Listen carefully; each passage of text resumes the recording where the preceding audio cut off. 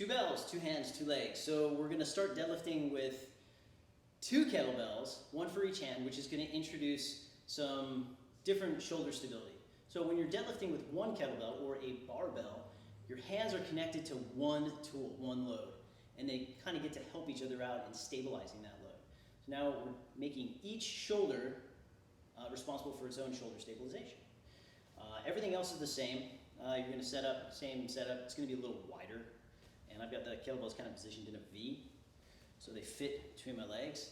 And then when I go down, I stand up with them. They're going to rest more in front of me, like on my thighs. So, quick sidebar. If you've gotten to this video from the post, cool, you know exactly what I'm talking about. If you just found this video, cool, right on, happy to have you. There's a link down below that will take you back to where this came from. And this video is part of a 3-part series on deadlifting for golf performance.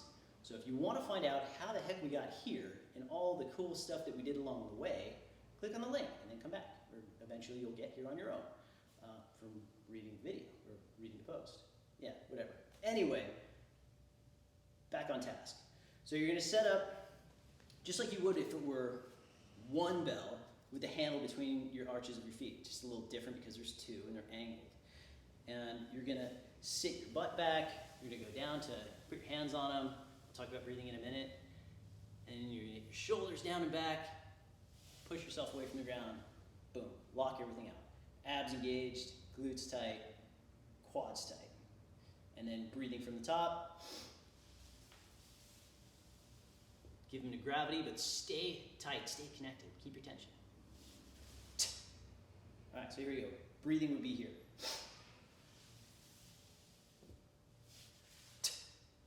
Cool? All right, so a mirror is okay here.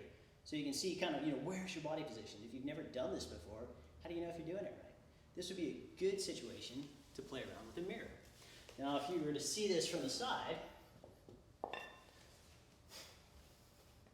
it's all the same. It's the same stuff, just a different load. And being that it's two kettlebells, we could load this further than we could with one bell. Kettlebells are only so heavy. They're technically, I would call them a small fish in the big pond of strength. Because to build a really big deadlift, or to build strength, we could use bar and continue to make lots of progress. But we don't need to lift super heavy, and if we wanted to add some weight to this movement, a pair of bells can really keep it growing for a pretty long time until you're ready for a bar, if you choose.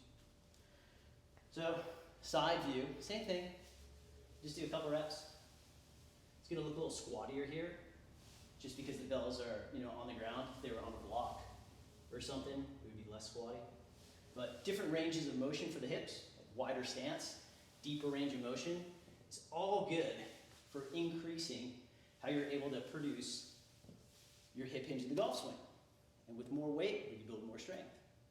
So keep your shoulders engaged, make a good hinge. It's going to feel a little different because it's wider, but take your time, make good reps.